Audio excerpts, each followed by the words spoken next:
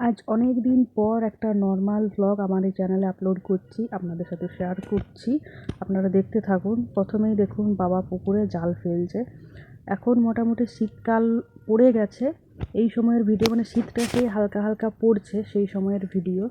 শীতকালে পুকুরে মাছ কিন্তু সেভাবে লাগেনি। আজকেই আমাদের পুকুরে প্রথম জাল ফেলা হলো।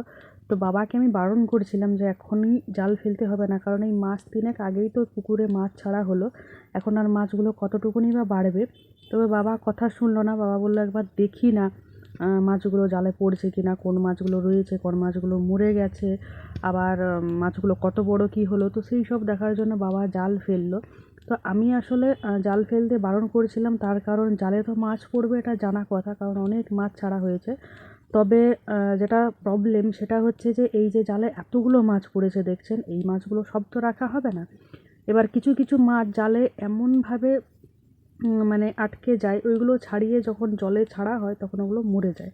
তো সেই কারণে আমি বাবাকে পুকুরে জাল ফেলতে বারণ করছিলাম। আর ওই রকম হয়েওছে, দুটো মাছ পুরোপুরি মরে গেল জলে ছাড়ার সঙ্গে সঙ্গেই, ওগুলোকে আর বাঁচানো গেল না। তো ছোট ছোট দুটো মাছ ছিল, বেকার ওগুলো নষ্ট হলো এই আর কি। আর এই যে আর একজনের সাথে এখন আমার খেলা হচ্ছে। আমি একটা প্লেট খাটের নিচে দিয়ে দিচ্ছি, আর ও সেটাকে নিয়ে আসছে খাটের তল থেকে। ওটাই হচ্ছে এখনকার খেলা। খাটের তলে কে? খাটের তলে কে ঢুকেছিল?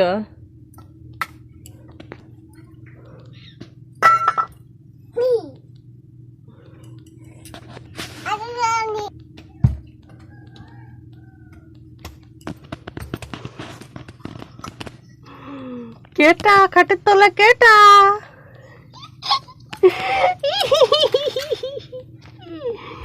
চোর ঢুকেছে, চোর চোর।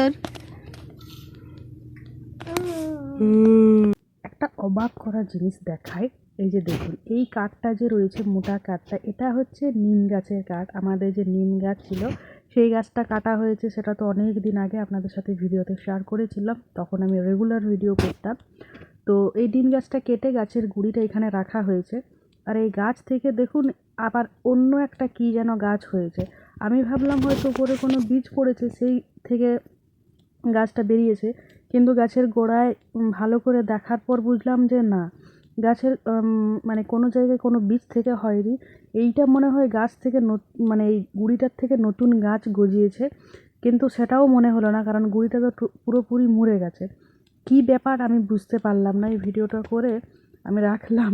আসলে পরে যখন গাছটা তুলেছি তখন আমি কিছু বুঝতে পারিনি যে গাছটা আদৌ কোনো বীজের থেকে হয়েছে নাকি এই গুঁড়িটার থেকে নতুন গাছ মানে গজিয়েছে, সেটাই বুঝতে পারলাম না। তবে যাই হোক, যাই হয়ে থাকুক না কেন, একটুখানি অবাকই হলাম যে কী হলো আর কী করে হলো। ওইদিকে একটা গোলাপ গাছ, আর এইখানে এই গাছগুলো আমি নতুন লাগিয়েছিলাম, গতকালকে লাগিয়েছিলাম। এই ফুলগুলোর নাম কী যেন বলে, পর্তুলিকা না কী যেন একটা বলে। আমাদের এখানে তো 10টা 4টা বলে, অন্যদিকে অনেক অনেক মানে এই ফুলটার অনেক রকম নাম আছে।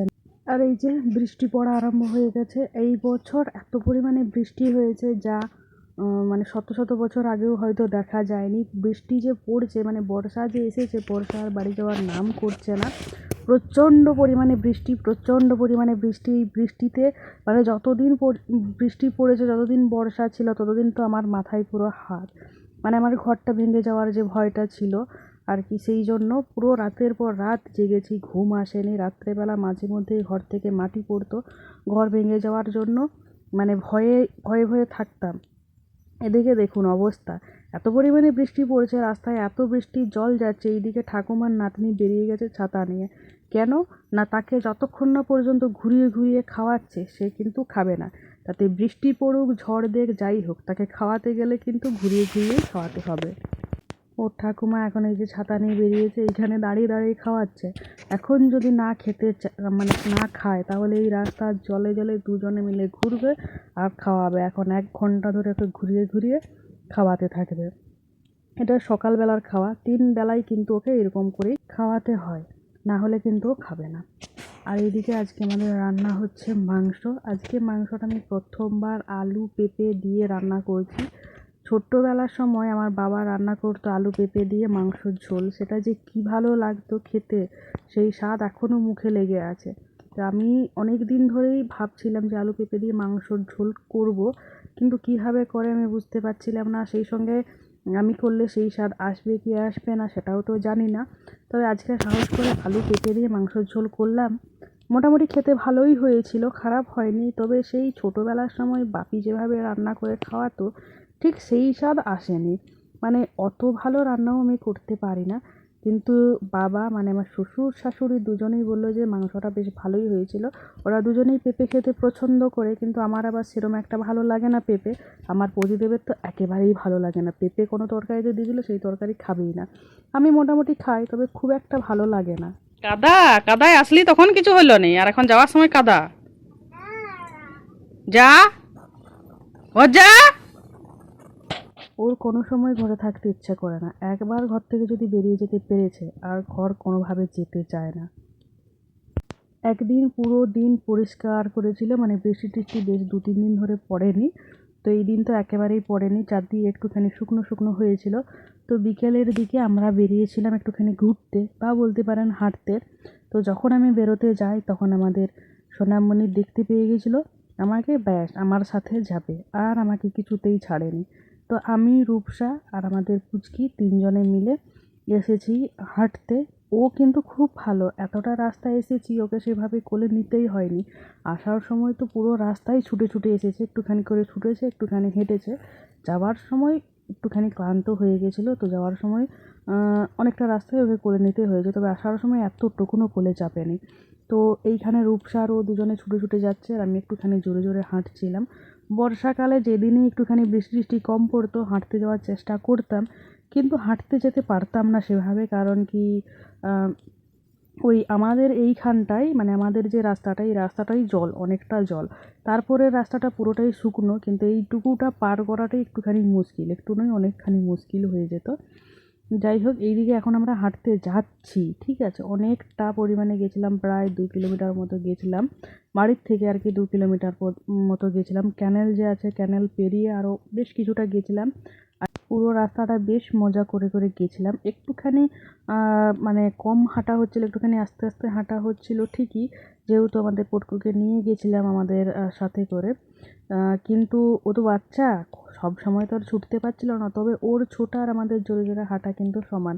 আর ও কিন্তু গেলে খুব মজা করে, জানেন তো, মানে প্রচণ্ড মজা হয়। তবে প্রত্যেক দিন ওকে নিয়ে যেতে পারি না, মানে প্রত্যেক দিন আমিও হাঁটতে যেতে পারি না। তবে যে কয়েকদিন যাই বেশিরভাগ সময়ই ওকে লুকিয়ে লুকিয়ে আসার মানে চলে আসার চেষ্টা করি। তবে সব দিন সম্ভব হয় না, এই যেমন আজকে সম্ভব হলো না।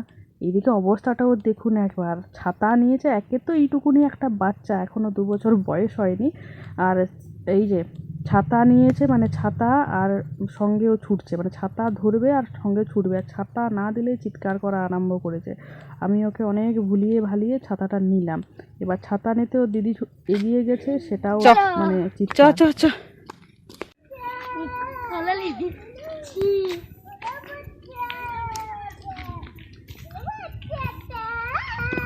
দাঁড়া দাঁড়া রূপসা। কোলে নিবি কোলে নিবি? হুম, কোলে নিবি? ঘর নিয়ে যাবি? ও বাবা রে।